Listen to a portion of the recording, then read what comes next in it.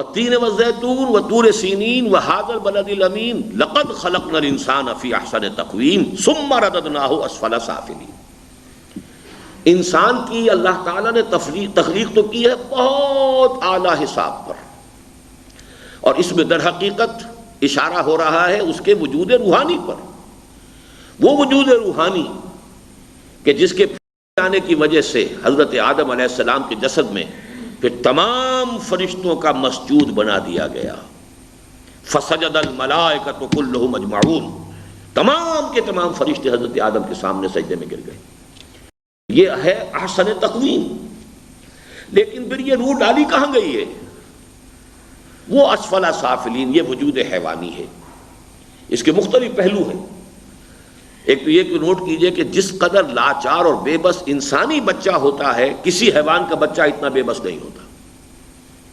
بکری کے بچے کو آپ نے دیکھا ہوگا، ولادت ہوئی ہے، تھوڑی دیر اس کی ٹانگیں لڑکھڑاتی، اس کے بعد وہ اپنی ٹانگوں پہ کھڑا ہو جاتا. لیکن انسان کے بچے کو خاص طور پر ماں کو کتنی مشقت جھیل کر پالنا پڑتا ہے. جو سمجھئے کہ اتنا لاچار، اتنا بے بس، اور کتنے طویل عرصے تک اسے ضرورت ہے اس کیئر کی. حیوانات کے بچے دیکھتے ہی دیکھتے وہ اپنے پاؤں پر کھڑے ہو گئے. چند دن چڑیا نے لا کر چوگا جو ہے منہ میں ڈالا، اس کے بعد اس نے اڑنا شروع کیا. لہذا یہ بھی ایک جسمانی اعتبار سے اس کے بہت ہی کمزور ہونے کا پہلو ہے. باقی یہ کہ جس طرح اسے عالم حقیقت سے دور کر دیا گیا، یعنی فرشتے جو ہیں ان کے سامنے جو عالم امر ہے، عالم حقائق ہے، عالم ارواح ہے، وہ چونکہ خود اسی کی وہ ایک مخلوق ہے، لہذا وہ ساری چیزیں ان پر عیاں ہیں. اسی طرح جنات بھی چونکہ آگ سے پیدا کیے گئے ہیں، ان کی بہت دور دور تک رسائی ہے. اس لیے فرشتوں سے وہ خبریں اڑا بھی لیتے ہیں، اور بہت سی چیزیں جو ہیں ان سے اچک کر، اور وہ اپنے جو کلائنٹس ہوتے ہیں انسانوں میں سے جو کہانت کا دھندا چلا رہے ہوتے ہیں، انہیں آ کر بتاتے ہیں، پیشن گوئیاں دیتے ہیں، خبریں کرتے ہیں. تو وہ ہم اپنی اس خلقت کے اعتبار سے بہت بلند ہیں. ہم اپنی خلقت کے اعتبار سے جنات کے مقابلے میں بہت کم ہیں. یہی وجہ ہے کہ ابلیس نے کہا تھا اور ٹھیک کہا تھا، اس کے سامنے وجود روحانی تو تھا نہیں، اس کے سامنے وہی وجود خاکی تھا آدم کا. انا خیر منہ خلقتنی من نار وخلقتہ من طین. اے اللہ میں کیسے سجدہ کروں اسے، میں اس سے بہتر ہوں، اعلیٰ ہوں، برتر ہوں. مجھے تو نے آگ سے بنایا ہے اور اس کو تو نے مٹی سے بنایا ہے، میں کیسے سجدہ کروں؟ ااسجد لمن خلقت طینا، کیا میں اس انسان کو سجدہ کروں جسے تو نے مٹی سے، گارے سے بنایا؟ اس اعتبار سے یقیناً اس کی بات صحیح تھی کہ ہمارا وجود حیوانی جو ہے وہ جنات کے وجود سے بہت کمتر ہے.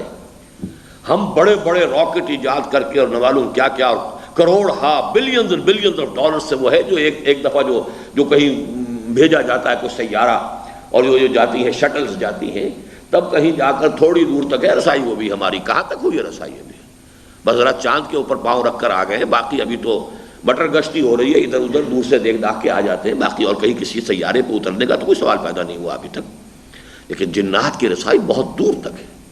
میرا اپنا اندازہ ہے یہ صرف کہ پورا جو جس کو ہم سولر سسٹم کہتے ہیں، جنات کی رسائی اس پورے سولر سسٹم تک ہے، کیونکہ ان کی تخلیق آگ سے ہوئی ہے.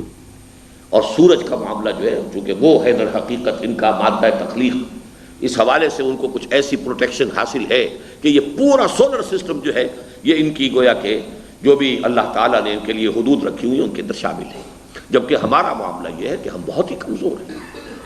لیکن یہ کہ یہ انسان کس سافلین سے اٹھتا ہے، ایمان، عمل صالح، جد و جہد، نفس کے خلاف کوشش، نفس کا تزکیہ کرنا، جد و جہد کر رہا ہے. جیسے کہ سورۃ التین میں فرمایا ثم رددناہ اسفل سافلین الا الذین آمنوا وعملوا الصالحات. اب ایک شخص ایمان اور عمل صالح کی سیڑھی چڑھ رہا ہے، بڑی مشکل سے چڑھ رہا ہے، چڑھتا جا رہا ہے، اور فرض کیجئے، تصور کیجئے کہ بہت اونچے مقام پر پہنچ گیا، لیکن قسمت کی خوبی دیکھیے، ٹوٹی کہاں کمند، 2-4 ہاتھ جب کے لبے بام رہ گیا. وہ بلعام بن باعورہ بہت اونچے مقام پر پہنچ گیا تھا.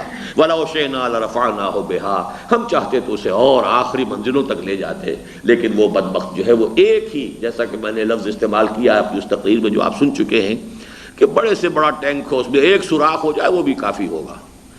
وہ تو ایک گناہ جو ہے وہ بھی انسان کے سارے تقوی زہد اگر ڈیرے لگ جائیں، اگر انسان اس کے اوپر اصرار کرے اسی پر ڈیرے لگا کر بیٹھ جائے تو ایک گناہ کافی ہے. بلا من کسب سیئۃ واحاطت بہ خطیئتہ فاولئک اصحاب النار هم فیہا خالدون.